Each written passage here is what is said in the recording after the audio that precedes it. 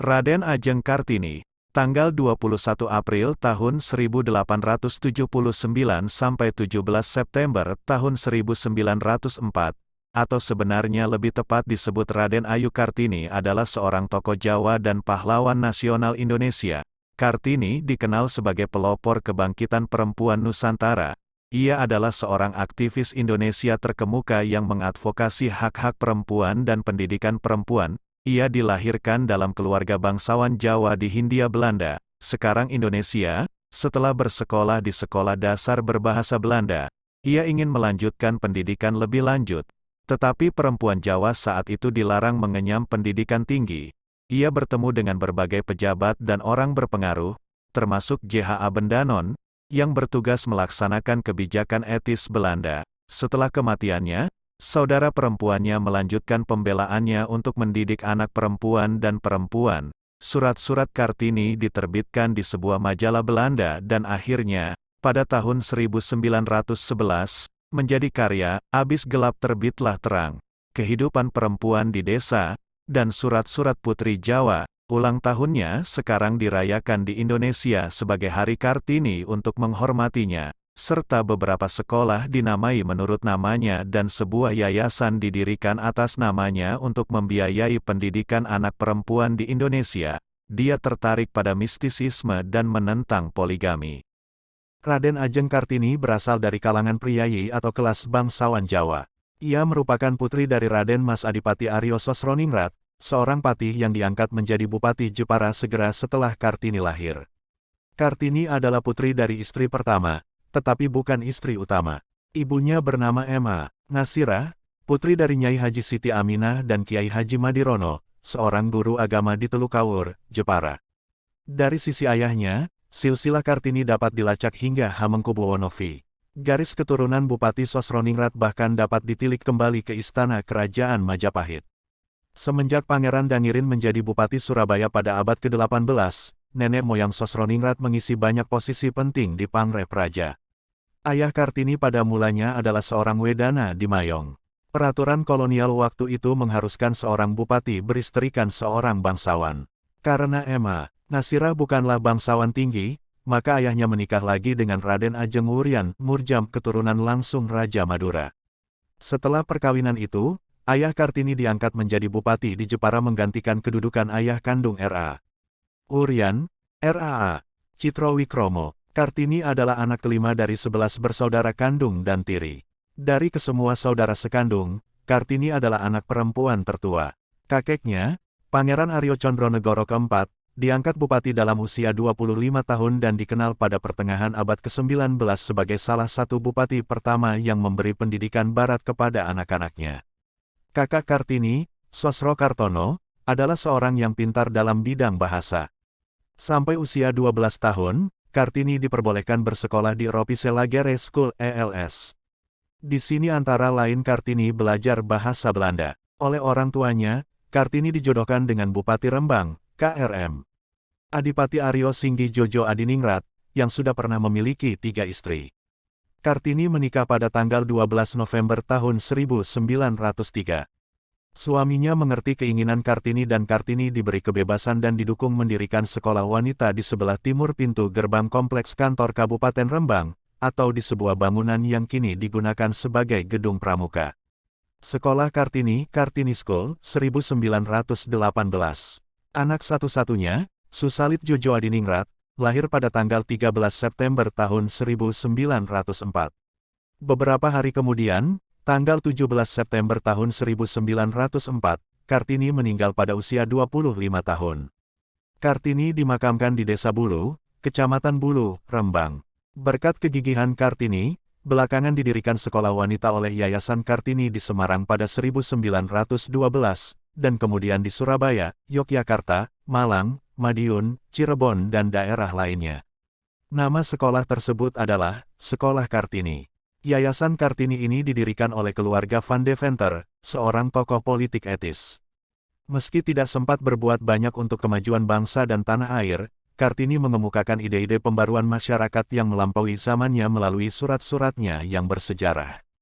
Cita-citanya yang tinggi dituangkan dalam surat-suratnya kepada kenalan dan sahabatnya orang Belanda di luar negeri, seperti Tuan E.C. Abendanon, Ni M.C.E. Oving Soer, Z. Handelar, Prof. Dr. G. K. Anton dan Ni Tuan H.H. von Kohl, dan Ni H.G. de Booi Boasevain. Surat-surat Kartini diterbitkan di negeri Belanda pada 1911 oleh Merje H. Abendanon dengan judul Door Duisternis Totlich. Diterjemahkan ke bahasa Indonesia oleh sastrawan pujangga baru Armijen Pain pada 1922 dengan judul Abis Gelap Terbitlah Terang. Dalam suratnya pada Stella Si Handelar, pegiat feminis asal Belanda bertanggal 6 November tahun 1899, Kartini menulis, "Mengenai agamaku, Islam, aku harus menceritakan apa? Islam melarang umatnya mendiskusikan ajaran agama dengan umat lain. Lagi pula, Aki beragama Islam karena nenek moyangku Islam. Bagaimana aku dapat mencintai agamaku, jika aku tidak mengerti dan memahaminya? Aku pikir, tidak jadi orang soleh pun tidak apa-apa asalkan jadi orang baik hati. Bukankah begitu Stella?" Pada tanggal 15 Agustus tahun 1902 dalam surat yang dia kirim untuk Ni Abendanon, Kartini mengatakan, "Dan waktu itu aku tidak mau lagi melakukan hal-hal yang tidak tahu apa perlu dan manfaatnya. Aku tidak mau lagi membaca Al-Quran, belajar menghafal perumpamaan-perumpamaan dengan bahasa asing yang tidak aku mengerti artinya. Jangan-jangan guruku pun tidak mengerti artinya." Suatu waktu atas izin Allah, Kartini bertemu dengan Kiai Soleh dari Semarang. Pertemuan itu terjadi di saat Kartini mengikuti pengajian di rumah Bupati Demak, Pangeran Aryo Hadiningrat, yang juga pamannya. Kiai Soleh Darat mengisi pengajian tentang tafsir surah Al-Fatihah. Dan itu membuat Kartini tertegun dan terkagum-kagum. Selepas pengajian, Kartini mendesak pamannya untuk mempertemukan dengan Kiai Soleh Darat. Sang paman tak bisa mengelak sebab Kartini merengek seperti anak kecil. Saat bertemu Kiai Soleh, Kartini mengatakan, "Kiai, perkenankan saya bertanya hukumnya apabila seorang berilmu menyembunyikan ilmunya." Kiai Soleh tertegun, tapi tak lama kemudian dia balik bertanya, "Mengapa Raden Ajeng bertanya demikian?" "Kiai, selama hidupku baru kali ini aku berkesempatan memahami makna surat Al-Fatihah, surat pertama dan induk Al-Quran. Isinya begitu indah, menggetarkan sanubariku," ujar Kartini. Kartini melanjutkan, "Bukan buatan rasa syukur hati ini kepada Allah. Namun, aku heran mengapa selama ini para ulama melarang keras penerjemahan dan penafsiran Al-Quran ke dalam bahasa Jawa. Bukankah Al-Quran adalah bimbingan hidup dan sejahtera bagi manusia?" Kiai Soleh saat itu tak bisa berkata apa-apa. Setelah pertemuan dengan Kartini itu, sang Kiai mulai menerjemahkan ayat demi ayat, juz demi juz dalam Al-Quran. Pada masa itu, penjajah Belanda secara resmi melarang penerjemahan Al-Quran. Kiai Soleh menyiasatinya dengan menulis terjemahannya menggunakan aksara Arab Pegon. Kitab tafsir dan terjemahan Al-Quran itu, ia namai Kitab Faidul Rahman, tafsir pertama di Nusantara dalam bahasa Jawa dan aksara Arab. Sebanyak 13 juz terjemahan diselesaikannya dan diberikannya kepada Kartini sebagai hadiah pernikahannya. Kartini menganggap terjemahan Al-Quran itu sebagai kado yang tak ternilai harganya. "Selama ini Al-Fatihah gelap bagi saya. Saya tak mengerti sedikit pun maknanya. Tetapi sejak hari ini ia menjadi terang benderang sampai kepada makna tersiratnya, sebab Romo Kiai telah menerangkannya dalam bahasa Jawa yang saya pahami." Melalui kitab Sang Kiai itulah Kartini menemukan ayat yang amat menyentuh nuraninya, "Allah pelindung orang yang beriman. Dia mengeluarkan mereka dari kegelapan kepada cahaya iman." Kis Al-Baqarah, 257. Dalam banyak suratnya untuk Ni Abendanon, Kartini banyak mengulang kata, "dari gelap menuju cahaya," yang ditulis dalam bahasa Belanda, Door Duisternis Totlich. Oleh Armijen Pain ungkapan ini diterjemahkan menjadi, "Abis Galap Terbitlah Terang," yang menjadi judul untuk buku kumpulan surat manyuratnya. Surah yang diterjemahkan Kiai Soleh adalah Al-Fatihah sampai Ibrahim. Kartini mempelajari secara serius, hampir di setiap waktu luangnya. Namun sayangnya penerjemahan kitab Faidur Rahman ini tidak selesai karena Kiai Soleh Darat keburu wafat. Kiai Soleh yang juga merupakan guru dua ulama besar, Kiai Haji Ahmad Dahlan pendiri Muhammadiyah, dan Kiai Haji Hashim Asy'ari pendiri NU ini berhasil mengubah pandangan Kartini tentang agamanya dan juga Barat yang selama ini diagung-agungkan.